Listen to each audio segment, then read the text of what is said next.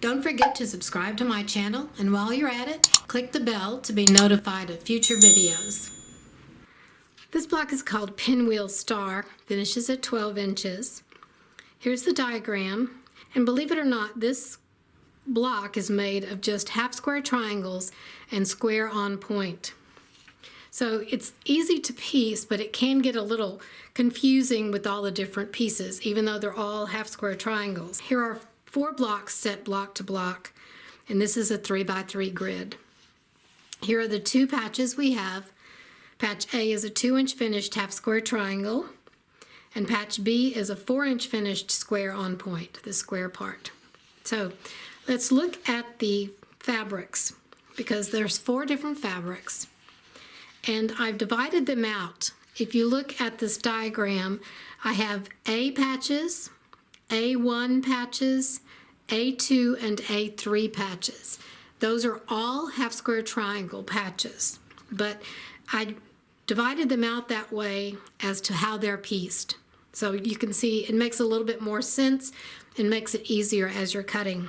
If we take a look at the background fabric, we have 2 patches from that, and A1 is 2 half square triangles for 2 at a time half square triangles. If we look at this picture, A1 are these triangles here. This one, this, there's 4 of them. So that's what A1 is. And B is the square on point square here. So then if you continue looking at how the A's, A1 and A3 are separated, it can get kind of confusing if you're looking through here as you're cutting, and then you go to the next fabric and it's very confusing. So I'll show you how you can keep it together. Divided these out and labeled them. B patch is easy. That's just on the side. Here is the A patch, and then if you look at the diagram where the A patches are, just the plain A, there are 3 here, 3 here, and in these other 2 corners. So that's a total of 12 half square triangles, and they're made with the dark fabric and the light fabric. Here are the A patches, and these go together. These will be pieced together. And then the same thing with the A1, A2, and A3. If we look at the piecing part, here's A, we make 12, A1 we make 4, and A2 we make 4. And the A3 units are used in the square on point. So we'll just follow the instructions down here and get to the piecing, and it will make a lot more sense once you do that. But I suggest that you label these just like I did, because I was getting confused as I was cutting them too. So step 1, we're going to make these half square triangles, the A, A1, and A2. And for these, I'm going to piece them 2 at a time, half square triangles. If you're using AccuQuilt, you've cut patches, so just use your patches and cut the required number that's on step 1. So let's start with A, which is this. And we should have 6 squares for each fabric. And we're going to stitch these 2 at a time. On the back of the light square, we draw a diagonal line.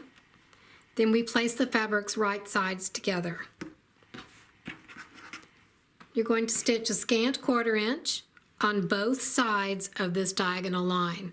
And you'll do that to all 6 pairs of these fabrics to make 12 half square triangles in the A patch. Now we're going to cut this in half on the diagonal line. Open it up, and we're going to press the seams either to one side or open. Then we'll trim these down to 2.5 inches. Now these are all pressed, and we're going to trim these to 2.5 inches. I'm using my 6.5 inch ruler. There's not much to trim off here, but we line up the diagonal line with the seam line, and then we check to make sure we have enough to trim off on all 4 sides. We have these enough to trim here, and if I look at my 2.5, I see I have enough there and enough here. So we'll just cut these 2 off, and then flip this around and cut these. Now you can just line up the 2.5 inch mark on the side and the bottom, and then line up the diagonal line on your seam line and finish trimming. And we'll do this to all 12 of the A patches and then keep them together with the A on it. Now we're still on step 1, and next we'll take the A1 stack and do the same thing. We're going to piece them the same way, 2 at a time, and we'll trim them also to 2.5 inches. Here's my A1 stack, and it is these fabrics, and we'll make 4 of these.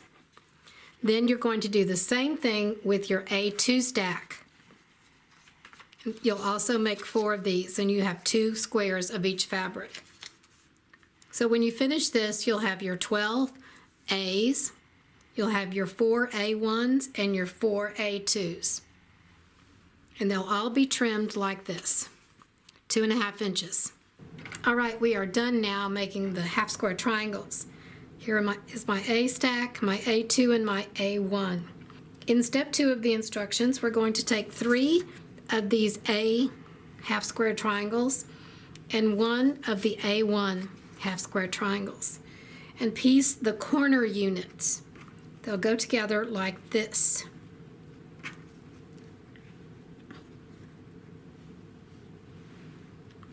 And this is step 2 in your instructions. So you know the drill by now. Piece these 2 together and these 2, press your seams, then piece the 2 rows together. And you will make 4 of these.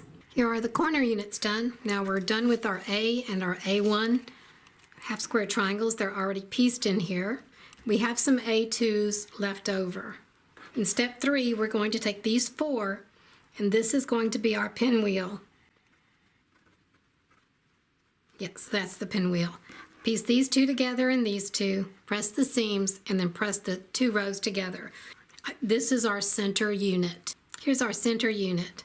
And now we're done with all of the half square triangles. So we'll put these to the side. What we have left are the 4 side units, which are the square on point units.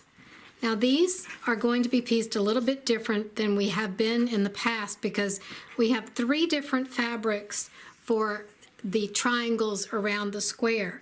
And these fabrics, 2 of these fabrics will make the star points for the star in the center.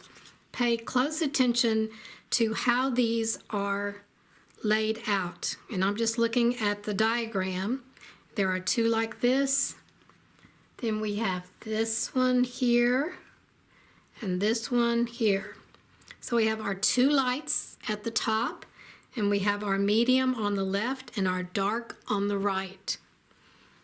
And we have cut this a little bit smaller, and we've cut these triangles a little bit larger than we need. So when we piece this, these points on the square will float slightly, and you'll see that. So what I'm going to do now is piece these opposite sides first. So we flip this over and center this on the triangle, and then stitch a 1/4 inch. And then do the same thing to this side. Now we'll cut the nubs. And we look at our diagram again to make sure we're putting the right fabrics where they belong. So the dark one goes here, and then another light one goes up here. Now stitch those with a 1/4 inch. And here is our side units, our square on point. I find it easier now to press these seams toward the triangle. To me, it just kind of laid flatter, so you might want to give that a try if you're having a problem with it. Now we're going to trim this to 4.5 inches. Remember, the points are going to float slightly. So I lay my ruler on top, and I'm just going to try to center it. I look at my 4.5 inch mark on these 2 sides, and I want to look at the 1/4 inch mark, the point on the fabric. So I want to be away from the point of the fabric, the 1/4 inch. Now I look over here, and I've got plenty over here, and I've got a lot here, but I'm going to move it up a little bit just to get it more centered. And it's not rocket science, it's just use your eyes, what looks right to you. Now we'll trim these 2 sides and flip this around. Now we'll put our 4.5 inch mark here and here, and then check to make sure we're happy with everything. Then we'll trim.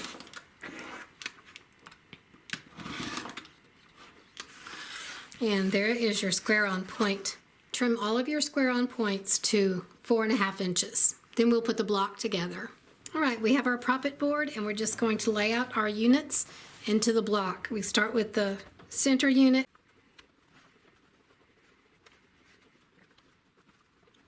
And there's your block. We sew the top 3 units together, the middle and the bottom, press your seams, and then stitch the rows together. Here's the block, but before I show you all of it like I usually do, I needed to point out something that I discovered, because most of the time when we make these square on points and I make them larger and they float, they don't really have any effect on the design that much. And if you can notice this, I'm going to zoom in and show you. These star points. This makes a nice point and it goes over this background fabric. But look at this point down here. This one is cut off by this fabric.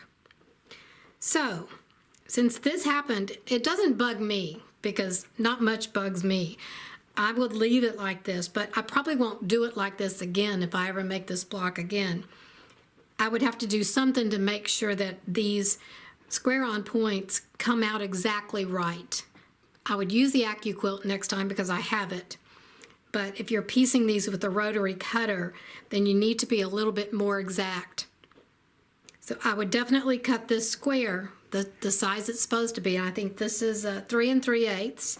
So I'd cut this the same size, and I would cut these a little bit larger just so you have some room to trim. I probably would sew a 1/4 inch, maybe just a little bit less, but not a scant. I don't know. I would just have to experiment with it some more. But this is something I didn't anticipate, these star points coming out like this. But like I said, it doesn't really bug me. And like my first quilting instructor said, to ask yourself, can you see it from a galloping horse? And I can't, and I'm not putting it in any show. It's just for me to enjoy. So here is the block. Here's the back. And thank you for watching. Don't forget to subscribe to my channel, and while you're at it, click the bell to be notified of future videos.